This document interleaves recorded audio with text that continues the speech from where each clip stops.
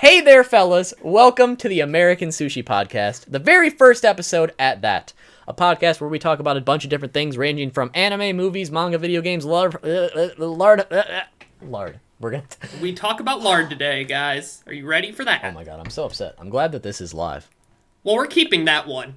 That's the intro. Okay, that's the intro. Hey, thanks for stopping by if you're still around after that absolute embarrassment. I am Brandon from Too Spooky, and with me is my co-host Evan from the hit series Fight or Bite. Yep, undisputed #1 winner. We have not yet fact-checked that. Please I already said it was undisputed, so that means you can't dispute it. So, what do we have on the agenda today to talk about, Brandon? So, we're going to be talking about a lot of the manga that we read weekly, and the chapters that come with that. So, today, we're going to be talking about Attack on Titan, My Hero Academia, and One Piece. There will be some time codes in the description if you want to avoid spoilers or get to a certain topic, just to help the boys out. We'll also have a special art activity, wink wink. We'll get to that later. We're going to be talking about Fire Emblem a little bit, because I'm going to be starting to play it this week, and frankly, I know nothing about Fire Emblem, so Evan's going to help me out. I'm going to give him a little introduction to a series I just talked about for a long time. And we also are going to talk about a little certain special topic that's coming back later this month. If you don't know already, stay tuned. All right, so let's just hop right into it, shall we?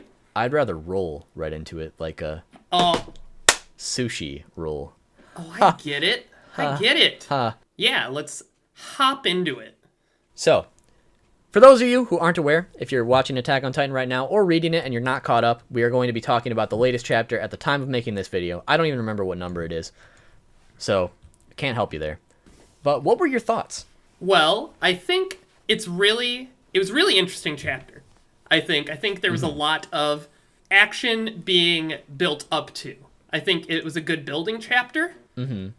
And the ending kind of came out of left field to me. I was not expecting that. Yeah, I've got to say, when it comes to, the recent Attack on Titan chapters in general, it's just been constantly just blowing my mind. And, we're kind of at, a dipping point, I would say, where it's kind of getting back to, collecting itself before we get to, the real conclusion. Yes. And I gotta be completely honest, since I have been reading it monthly, it is a monthly series, I didn't even remember who Samuel was at first. I remember you were saying that to me off stream as well. Yeah. Yep. And, so I don't really feel like this huge connection was lost there. I don't see why. I did see some people upset about it on Twitter, and I couldn't really understand why, because my memory just isn't there about this particular character.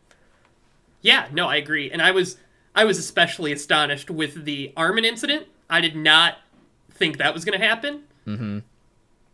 But I knew that once he got shot, there's no way he was dying. So, I guess the question that I would maybe implore you as to what you think will happen. What do you think is going on with, this little ragtag, save the world, rebellious group we've got going on here? Well, I anticipate there being a big fight between Eren, Mikasa, and Levi. That's what I expect to happen towards the climax. Okay, because so you think Levi will be back on his feet? I'm pretty confident Levi will be back on his feet against Eren. It'd be kind of disappointing if he wasn't, I've got to say. But how do you feel about Annie coming back into the fray? It's been a long time since we've seen her. Annie is my waifu. She's probably my favorite, one of my favorite characters from Attack on Titan. So I was ecstatic when she came back. It was a long time coming, I've got to say. She's been in that crystal for, 70 chapters or something? Yep, and Massive. She still doesn't look any older. Mm-hmm. Oh, and they also transformed in this chapter, too. Her and Reiner getting, what are they, the Jaegerists? Is that what they're calling themselves? Yeah, Jaegerists. It's definitely going to be quite the treat to go back and reread all that when it finally concludes, because it's been nothing but, top tier for months on end now. I agree. I think this arc is really, really good. I think the arc of getting to Eren in, what was it, Marley? Mm-hmm. I thought that was a really cool arc, but I think this is even better. Yeah, I think ever since they've reached the basement, I've kind of just re-fallen in love with this series from I've just kind of seen it through a whole new light. Because when I was first watching it, when it was really popular back in 2013, when everyone was freaking out about it, I was like, okay, this is definitely entertaining and good, but I didn't think it was this huge. I thought it was overhyped, basically, best way to put it. But ooh, I feel like, Hipstering it, huh? oh yeah, but like ever since it got to that point, I feel like wow, like it's really opened to my eyes to like how good the series actually is. Like the amount of foreshadowing back then that I can even think of, like having not experienced it in so long, is crazy. Yeah, I agree. And I remember when I watched the first season back when it was super popular, I immediately went online and read the rest of the chapters to try to figure out what was in that basement. Mm-hmm. And usually when there's something that's that hyped up and that mysterious, it's very easy for it to be sort of underwhelming. And I think in this case, it wasn't. I think it was perfect. Yeah, it was a perfect payoff. I think when it comes to the very end, like the series, as long as like the ending, doesn't like pull a Naruto and fall on its face, or even worse, a Bleach, I think it's going to be a modern classic, if it's not already considered that. I agree. And I think this would be a good manga or anime to introduce people to anime or manga with. Mm-hmm. Especially people in the like older demographics who think, manga can't be literature or can't be art or whatever. I think this is a good example with a lot of symbolism and a lot of deeper meaning into it. Oh, but Evan, it's a cartoon. It can't be interesting. They are basically Nazis, and that's not okay in modern society. Can't show that on TV. I didn't say Nazis. Oh, I'm not getting canceled. I did. Because, people... You know what? Not even going to go there. But basically, Marley is... Marley is basically like Nazi Germany, if you really come down to it. People are mad. They can suck eggs.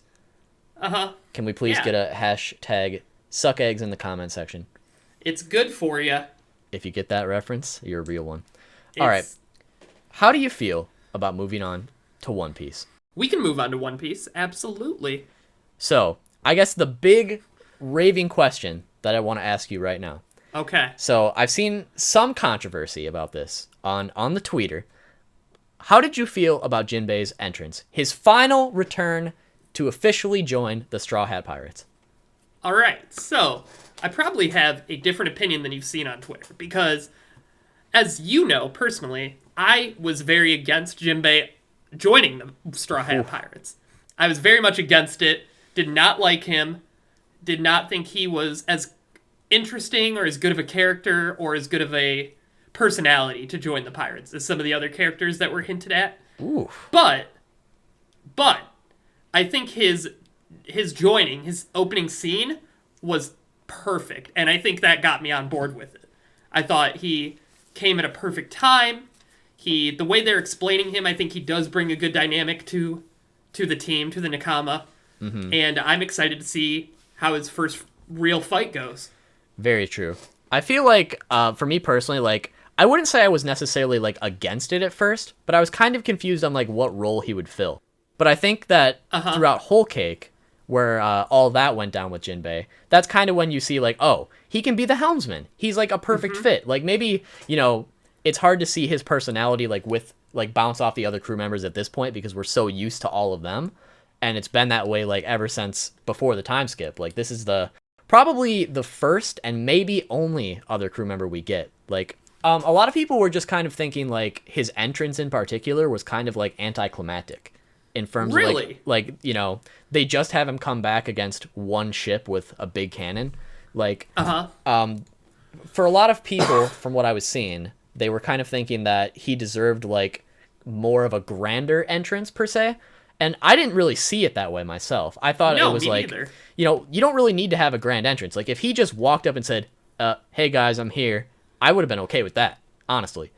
Okay. I just wanted him to, like, get with the crew already. Because, like, this whole time, ever since, like, Fishman Island, it's basically been like, hey, I'm going to join your crew eventually. But not yet. Yeah, but not yet. Then, Whole Cake, I'm still going to join your crew for real this time, but not yet. And now he's finally here. I'm excited to see, like you said, what he brings to the crew. What are your thoughts on, like, another crew member joining aside from Jinbei? Do you think, like, maybe Carrot or, I forget her name, but, like, the little girl from Wano or someone else completely? What are your thoughts? I'd like to see Kinemon join, but my prediction is he's going to die in some way, shape, or form during this arc. I had never considered any of the samurai joining personally, but I'd say out of any of them. He's been with them for so long, but I could also see it being another Vivi where he just stays there or dies. Yeah. I'd say, honestly, unfortunately, dying is probably more likely. Yeah. Which, on that note of the samurai, how do you feel about this big plot twist about our boy Kanjuro over here? What did you think about that? See, that was, I thought, a little bit convoluted, but you have to kind of suspend your disbelief in One Piece. Yeah, I mean, I don't know. I guess, like, one thing I've complained about before, like, in a video, is I felt like, Kanjuro has such a good devil fruit, but since he's such a terrible artist, it's, like, so wasted and worthless at that point. But, like, absolutely. Now that, like, we know he's actually, like, this shady mastermind over here. He is good. Yeah, now he's like an actual modern day Picasso. Like, I'm kind of like interested in what he's going to be able to like bring to the table with that. Like, we've got a small glimpse, which obviously, is basically just used to escape. But yeah, like, when it comes to like a real fight, what's going to happen with that? I think he's going to fight Kinemon. Definitely. I'm pretty confident that's what's going to happen. And Kinemon's going to have to do some serious ass pulling to beat him. Because I think like Kinemon right now is totally outclassed by Kanjuro. Oh, mentally, physically, like in every way. Except maybe the heart.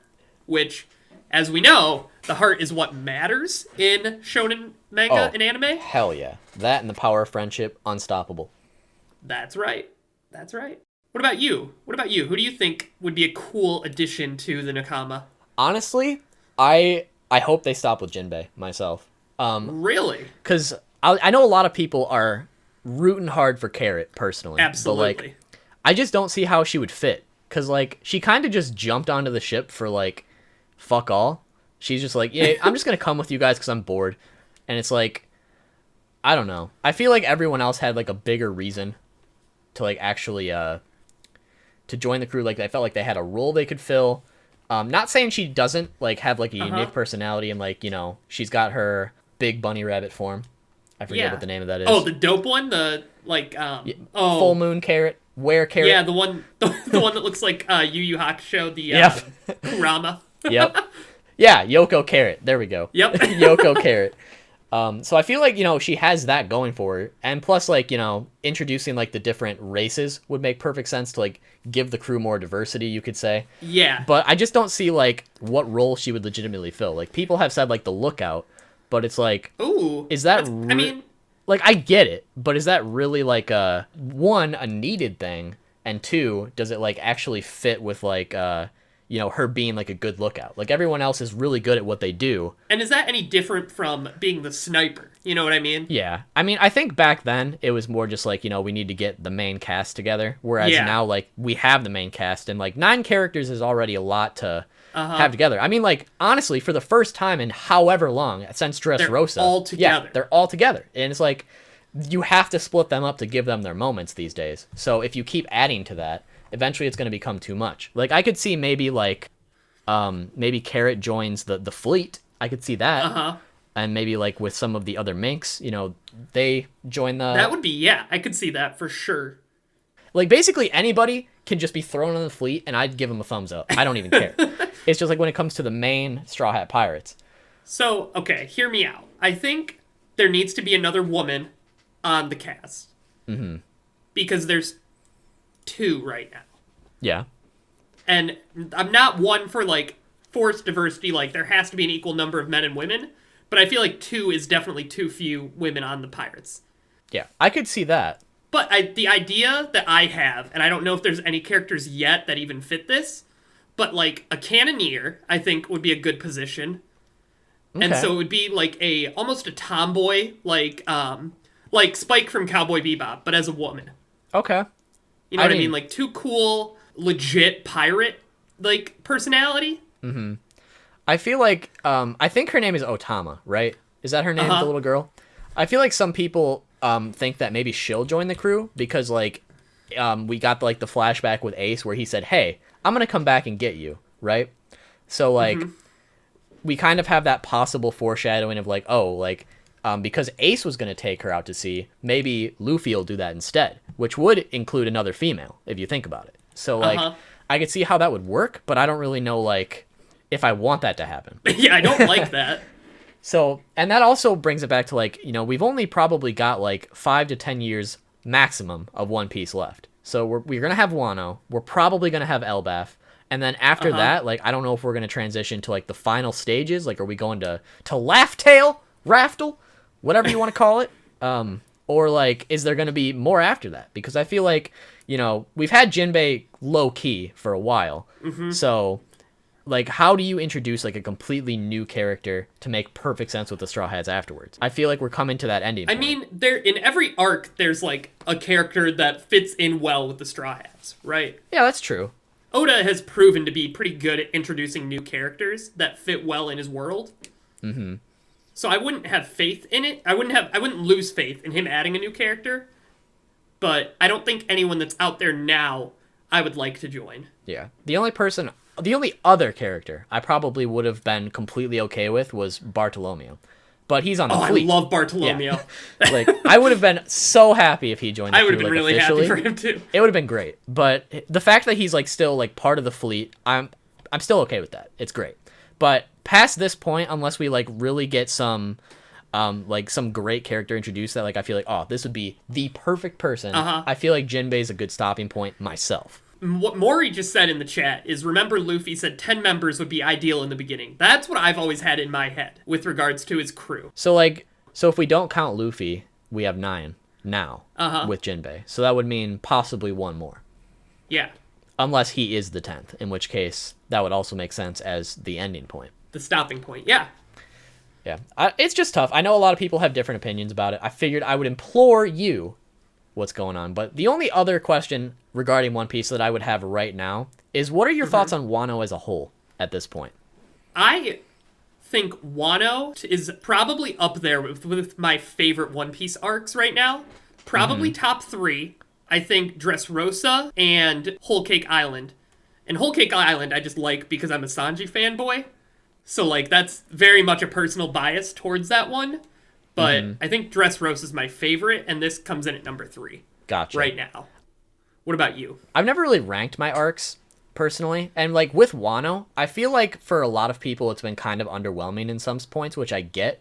But I feel like reading it to week to week is also unfair to really judge it. Because, like, if you go back and, like, reread Whole Cake, I bet it's, like, paced so much better. Like, I watched it in the anime not that long ago when it was finally, like, completely adapted. Yeah. And, like, I enjoyed it so much more than the manga, just because, like, I didn't have to wait, like, every week, every other week. So I feel like with Wano, personally, I'm enjoying it. Like, I really enjoyed the flashback. I felt like that brought, like, a lot of things to light, you know, answered some questions, brought up some new questions. And I feel like we're getting to this point where this final battle is probably going to be really crazy.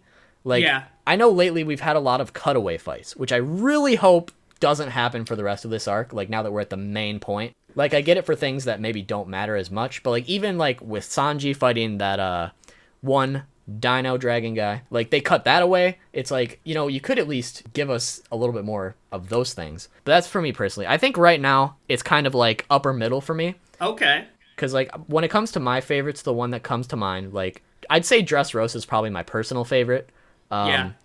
I do like Whole Cake a lot, having seen it again. I don't know if I'd put it in top 3, but maybe top 5. I like Saba Odi and Marineford a lot. Oh, yeah. Marineford, I think, is just kind of its own deal. You know what I mean? Mm-hmm. Like, my least favorite is Fishman Island so far. Surprisingly. I just felt like it was, like, very anticlimactic for, like, the big return after 2 years. Ooh, Impel Downs I liked, too. Carlos Filas just said that. I liked Impel Downs a lot. Yeah. It's just, like, the most painful thing about that arc is, like, I accidentally spoiled myself on, you know, who dies. So, like, the whole time that's happening, I'm like, dude, they're going through all this just to cuck us at the end. This is so sad.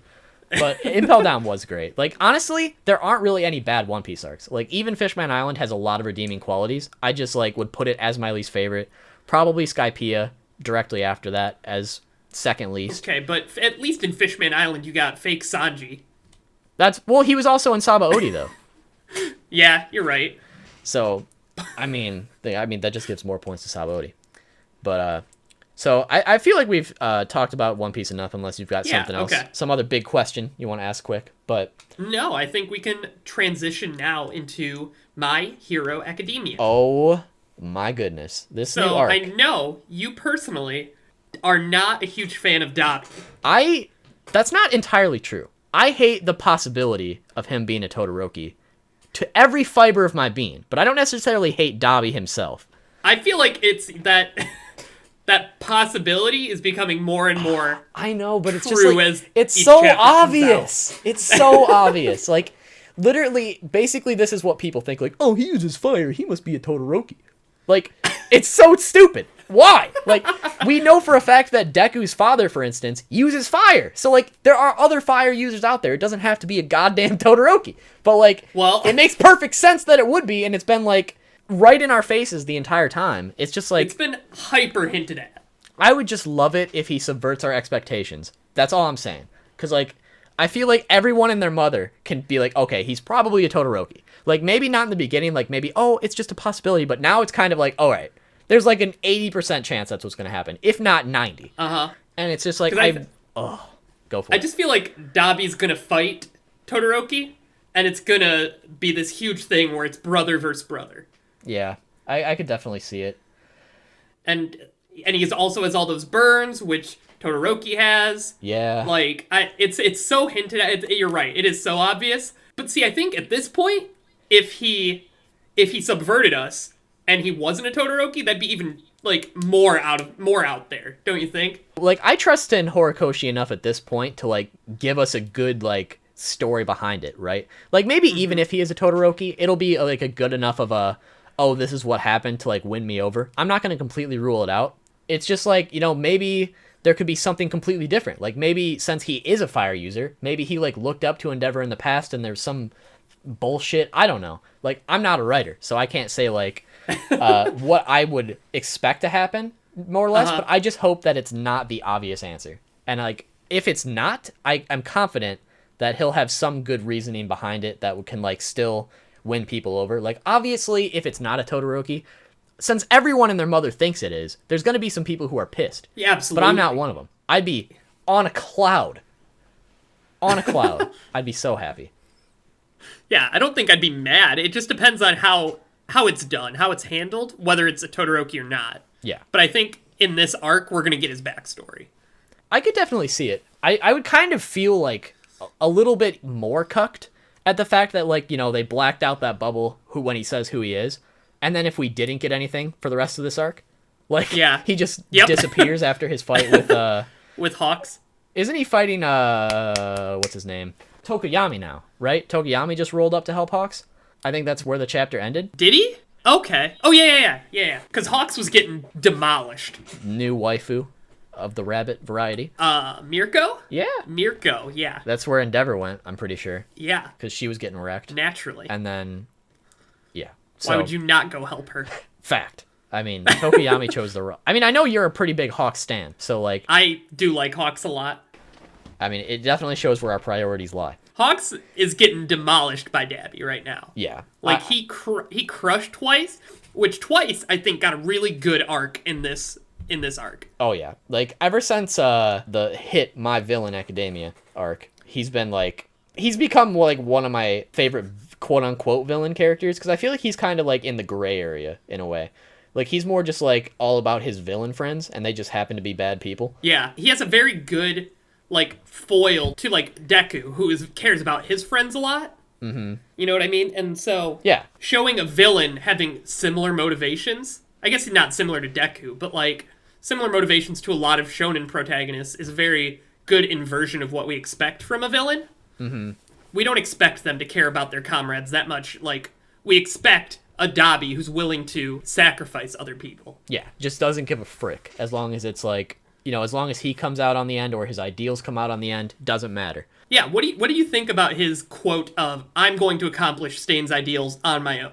I don't know. It's kind of like, I don't really know where he's going with that, necessarily. Because I feel like it's definitely not exactly what Stain was going for. Because, like, Stain was all about, like, you know, getting rid of the heroes, but the true heroes get to live, more or less. Yeah. Paraphrasing a lot. Yeah, like he would, essentially, like his philosophy is, I would kill people who just want the fame, but I would let Deku live. Yeah, because he's the true person who just jumps in to save people. Like, that's what a hero, to him, would embody. Yep. So, like, for Dobby, it's kind of like, well, what is his idea of a hero? Because at this point, it just kind of seems like he's like, you know, frick everything. So, like, I don't know if he just, like, got the wrong impression of what Stain wanted, or he's using that as a scapegoat to, like, follow his own ideals. I really don't know. I'm waiting to see where that goes, more or less. All right, so we are going to transition into this incredible art activity that I came up with. And so we are going to start by showing some fan art that I made for specific anime characters. And Brandon, you're going to guess who they are. Yeah. I'll start off really easy for you, okay? I'm ready. Here is the first picture I drew. So here is the first sick artwork we've got on the stream here. So who do you think that could be? I am going to go out on a limb and say that this is Happy from the hit show Fairy Tail. Absolutely. Oh. You got that right? This is a beautiful piece of artwork, might I say. What did you notice? Like, what were the giveaway features of him? Well, I see a tail, some good pointy cat-looking ears, and he's bright blue, like Happy. So I think that's what gave it away the most. I think the fact that he doesn't have wings may have possibly been a throw-off, but I gotcha. I think this is a good start. All right, coming in to the next one. All right, well, here is picture number 2 on the screen right here. So, I mean, unfortunately, I know the answer. So, like, you do know the answer. Well, because it's so well done. Yeah. So, personally, I would probably guess that this is not an anime character. Okay. But to me, it kind of looks like the one octopus lady from Little Mermaid. You think it's Ursula? I don't remember her name, but yeah. That's her name. So, the answer to who this picture is right here. I don't even know the name of this person, but like it's from Spirited Away, right? No, it's from Howl's Moving Castle. Oh, It's Howl's Moving Castle. the Witch of the Waste. Look at that. Is that not a flawless rendition of that character? I think he might have been a little off on the skin tone. It was a little green in like the actual picture. I don't know what you were going for with that one. Every clock is wrong twice a day. So oh, is that I guess true? we can move on. That's, all right. You know what they say. Okay. Well, then we got this absolute Chad right here. So, who do you think that is? if I had to guess what anime character this is by looking at it, I have zero clue. I would probably guess like maybe from the hairstyle, it's like Yusuke from Yu Yu Hakusho, like, you know, when he's in his street clothes or something. Very close. You were very close. Oh, all right. Well, I didn't really look at like what the actual answer was for this one. So message 3 answer? Message? Pick 3 answer? All right, we're going for it. All right, here we go. So the pick 3 answer is it's that guy. Oh, is that from what is it? Bakugan or Beyblade? Beyblade, that's what it is. And it's the guy in the bottom right corner. So I don't know how you didn't get that, but wow, that's who it was. I don't even know if I can call myself an anime fan, honestly. It also, I feel like you're zooming in on the wrong guy. Oh, you're talking about this guy. Oh my, you're talking about this little clown right here. Like, I'm trying to focus him. This dude right here at the edge of the screen. Yeah, that's him. What? That's the main character. It's one of I those memes of, can you pick the main character out of the crowd? And I did, and it's him. Okay. I'm very uncultured, as you guys can see. I'm really disappointed in myself right now. Yeah, as you should be. I drew that flawlessly, and for you not to get it is pretty embarrassing. Okay, so we have one more pick. One more pick. We've got this man right here. Oh my goodness. So, I really don't know why this man's out here with the Sieg Heil, but... So let's see. He's got some spiky hair. He's got some thick lips. Yeah, I will say the mouth probably gives you a good idea of at least the anime it's from. Okay, so I have there's 2 characters that come to mind right off the bat. Okay. I don't know if it's either of them, especially because one of them probably isn't right. Who are they? So I bet you're not even familiar with this, but there's an anime/manga called Kinnikuman. Okay. So they have a similar style to that, with the lips, but they're very muscular and they don't wear clothes. Except a Speedo, because they're very muscular men. Okay. So I don't think that's correct. So that's not my answer, all right? That's just what I'm going for. Okay. So otherwise, I would maybe go for Koji from My Hero Academia, but I feel like he doesn't really have eyebrows. So okay. I So don't know. You got the anime right. It is from My Hero Academia. But do you want to pull up that answer for me All quick? right, let's get the answer up here. See what the darn heck this character could possibly be. All right, what the frick is this? Are you bruh? Hold the phone. It's this guy. dude right there. It's the 1 minute left guy. So it's like Koji's third uncle, is what you're saying. It's Koji's distant relative. Wow. I can't believe you didn't get that. You were kind of close. You got the relative. Like, I was in the same bloodline, so... You were in the same bloodline. I should at least get, like, half a point for that. I'll give you half a point. So you got... Half a point. I'll give you a half a point for Witch of the Waste, too. So you got 2 points out of 4. You got a 50%. Well, I got happy. That's pretty all right for the first one. I got happy? Yeah, that's your full point. Oh, okay. So okay. You got 2 out of 4. Hey! And that concludes sick art activity that we don't have a name for. What a title. That's a title. Art right. activity. Boom. Got him. All right, so let's get that out of here. Next time I am drawing, for a fact, because I need revenge after this blatant embarrassment. You are an artistic boy, so... Oh, I definitely am. Not really, but better than that. Yikes. Okay. It's abstract. So, see, what we're going to be doing now is next week, I'm going to be playing the hit game Fire Emblem. I think there are trace houses, correct? 3 houses. Oh, are you sure it's not 4? There's DLCs that might add a 4th house, but... Oh, they messed up the name. Okay. Embarrassing. Well, so you're just going to kind of give me like a little background of what to expect without, too many spoilers, I would say. Just kind of like a general, like, what is this game about? Gotcha. So Fire Emblem, as a series, is a strategy RPG, right? No, they're in Smash Bros. Yes, and specifically, Byleth, which is your character in this game, is in Smash Bros. And a lot of people are upset about that character getting in. We like Ike. You can continue. I gotta go. Okay, moving on! No, I'm just kidding. So anyways, Fire Emblem 3 Houses is a strategy RPG. So essentially, you are a teacher and you have students in this game. And so, typically in the games, there is like some sort of war that you're fighting. And that will be the case in this one. I'm not going to give you any spoilers. Oh, okay. So you'll control your students as army units. And if you're not a wimp, you'll play with permadeath on. Oh, okay. Which means if your students die, they're dead forever. Okay, hardcore Iron Man mode. Because that's how war is. War never changes. Unless you're in a shonen anime.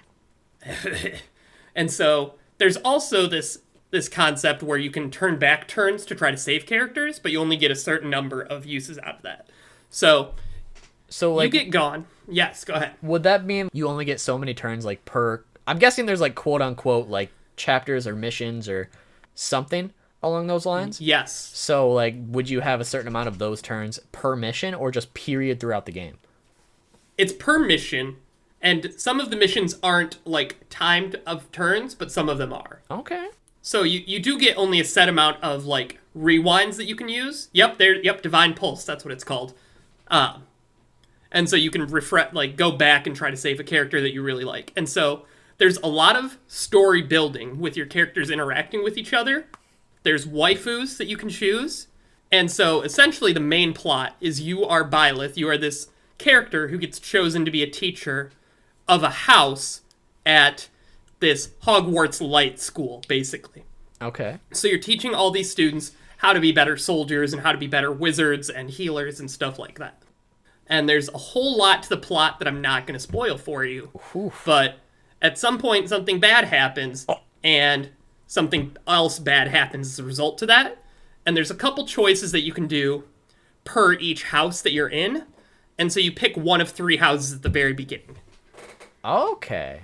Mm-hmm. Okay. And each house has their own units, and you can recruit units from other houses to yours. Plus, there are some neutral characters in the school that you can just recruit outside of other houses.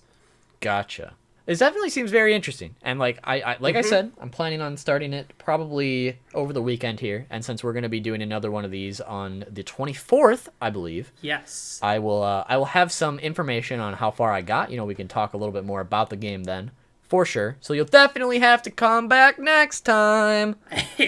So there's 3 houses. You'll have to for sure look into what house you want to be a part of, because you can't change that once you start. Okay, so I imagine like when you start the game, they probably give you like a little bit of info about each house, right? Or do I have to look that up? Yes, you get to in the game you get to meet all the characters in each house.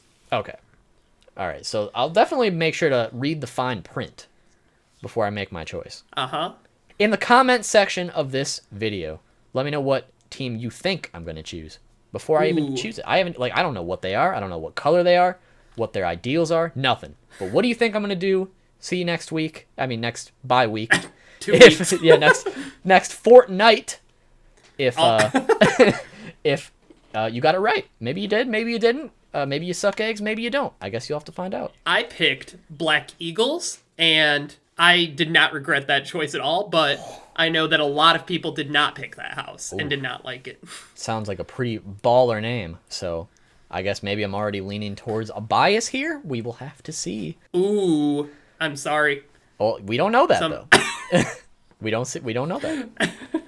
Sometimes you have to suck eggs to make omelets. That's right, Cyanide Blizzard. Fact. I agree.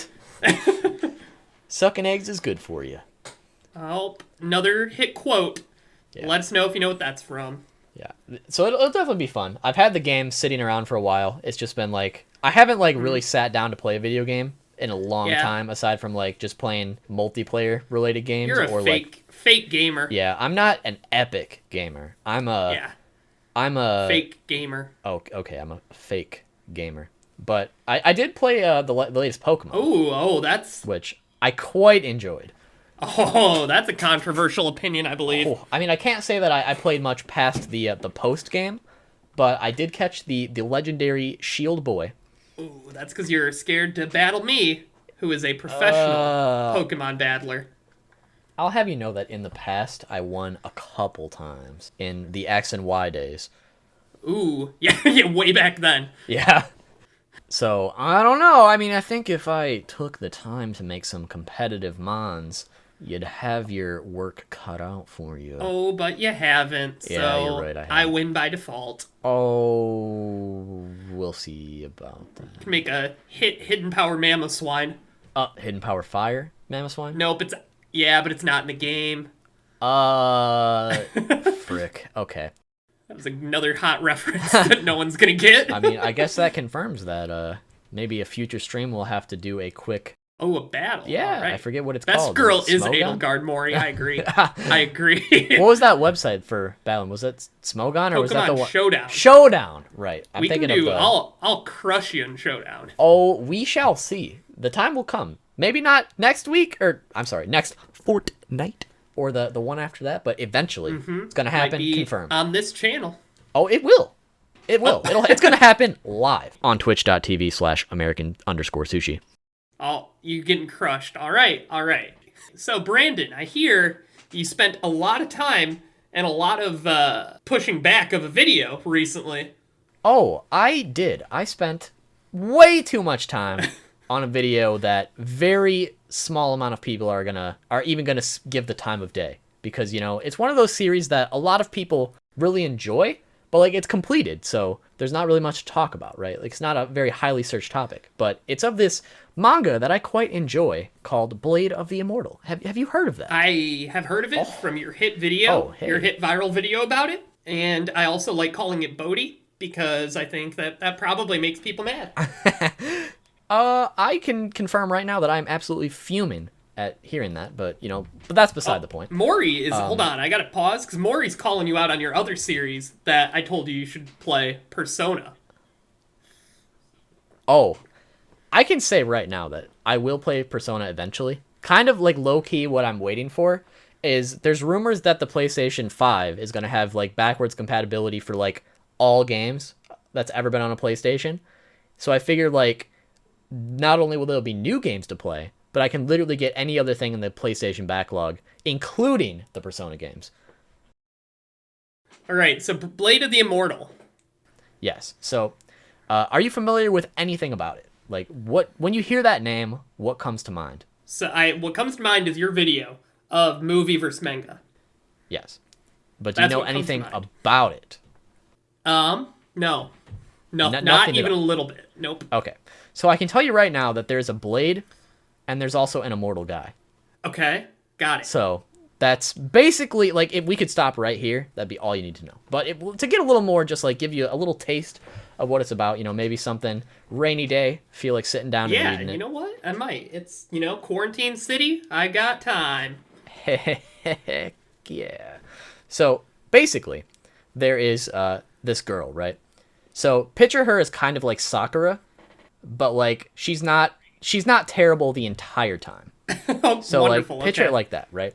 So, one day, like, this is stuff that happens within, like, the first few chapters. So, like, it's nothing, like, uber to get spoiled about. Just, like, give you a little background on what's going on. Okay. That includes people listening right now. But anyways, so she's just kind of, this is in, like, the Edo period of Japan. Back when samurai are big thing, but they're kind of, like, falling out of popularity. It's kind of, like, drifting towards a new time period.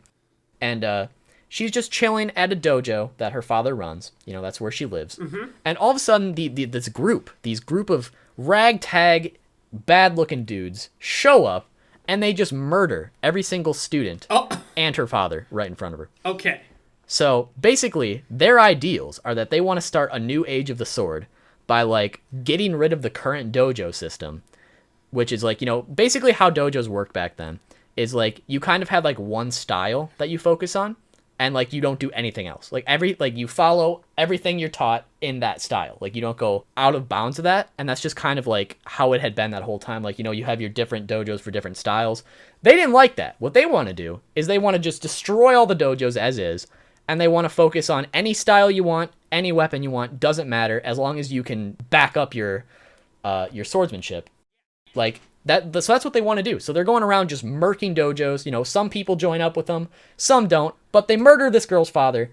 They do bad things to her mother. So she's like, well, I got to get revenge, right? Like, frick, everything I know is just gone because of these douchebags. So she goes out and meets this old lady. Okay. And she's like, hey, I know there's a guy who's immortal in this area. You should get him as your bodyguard, right?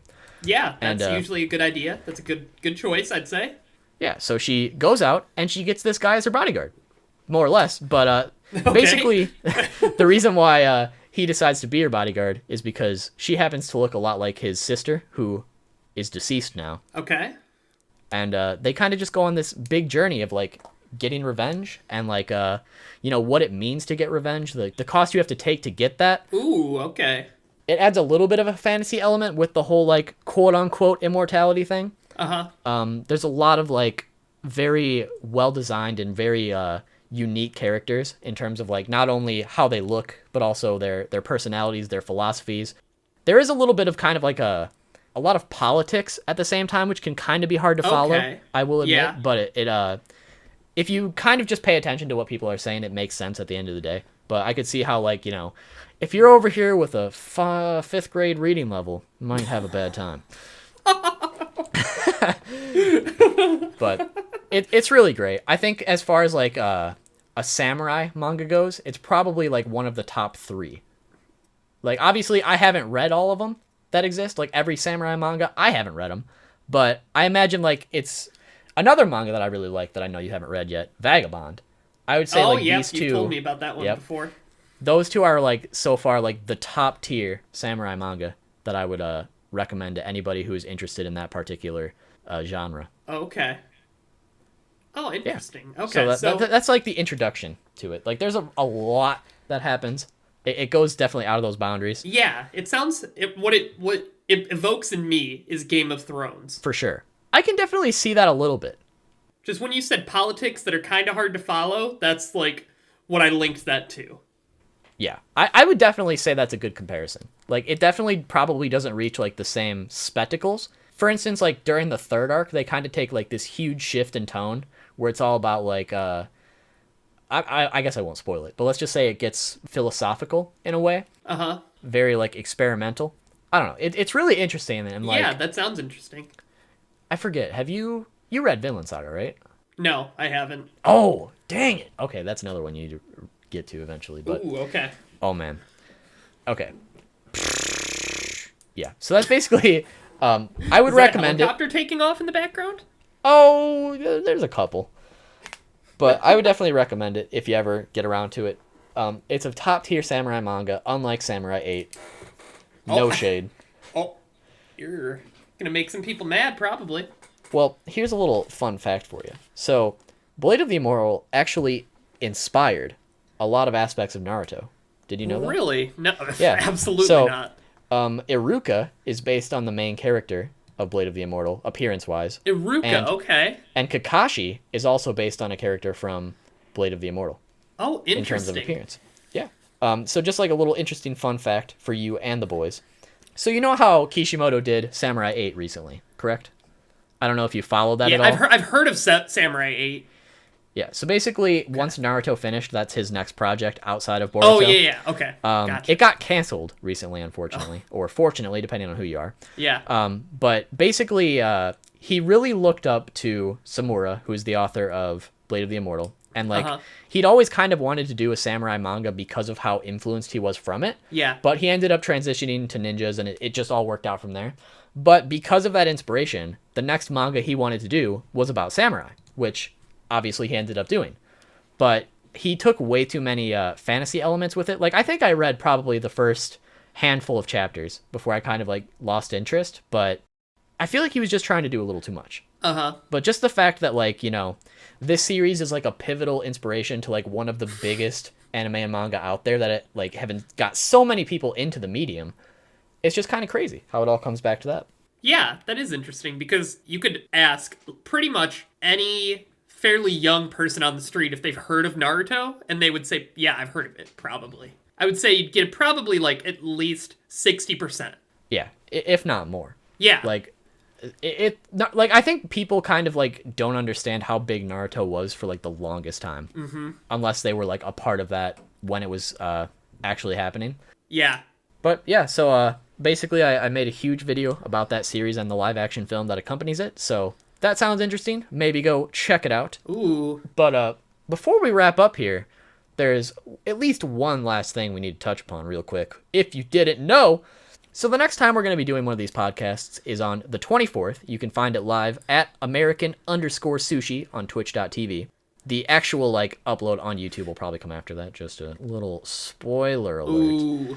But on that day, hopefully something we'll be talking about is that BERSERK, the hit manga, is coming back. The Black Swordsman is returning. The Black Swordsman. Unlike somebody named Kirito. Oh, embarrassing. Disgusting. Imagine thinking that's the Black Swordsman. Not my Black Sword. But yeah, BERSERK is going to be coming back. As long as the chapter is actually out that day, we'll definitely be talking about it. So read BERSERK is basically what we're saying. Yes. If you haven't already. It's fantastic. And if Hunter x Hunter ever comes back, then we'll probably read that too. But we'll have to read that whole arc over again because I don't remember much of what's going on. I can't remember what the last chapter was about, but I remember fairly recently the prince was doing his weird time shit. And the coins kept popping out. Oh, yeah. Yeah, it's getting kind of to the meat of what's going to happen. I think they're introducing all these abilities to probably put them up against each other pretty soon. Yep, and then they were like, hiatus time. And it's been a long time now. Haven't had a hiatus in a while. Let's have one now. Cool. Yeah, but BERSERK came back. It's going to be exciting. I'm not sure if there's anything else you want to talk about before we hit the end button here on these lives. I think we can call it quits here. I want to thank everyone for showing up. The chat was really fun to read, and I liked interacting with you guys on there. Hell yeah. Appreciate all y'all. Make sure to drop a follow if you haven't already. You can find that somewhere on your screen. Make sure to subscribe if you're watching on YouTube. Follow us on Twitter at Sushi Podcast. We'll be announcing basically anything that ever changes, when the podcasts are going to happen. All that jazz.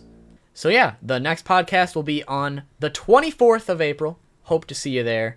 Hope you enjoyed this one. Hope you like where we're going, what we're talking about. If you want to suggest any topics in the comments, please do so. Let us know. We'll talk about them. Not just anime or manga related, but whatever you have. We have some more ideas for different shows that we are going to integrate into this. And so look forward to that. Heck yeah. And I guess, let's leave it off on a question. Let's ask something really stupid for you to put in the comments. I got it. Oh, I got you it. got it? Go. I got it. Go. Okay. So, you know how there's water slides, right? No. How come there's only water slides and they use water, but how come they never use LaCroix? Did you say LaCroix? LaCroix? LaCroix? LaCroix? The hit drink? The hit beverage? Yeah. Yeah. Why don't they use that for water slides? So would it be called a LaCroix slide? Yeah, it'd be sponsored. Okay. Yeah. Please comment below why they don't do that. I would love to know. I really would. Yeah, I can't think of any reason, and I need some help.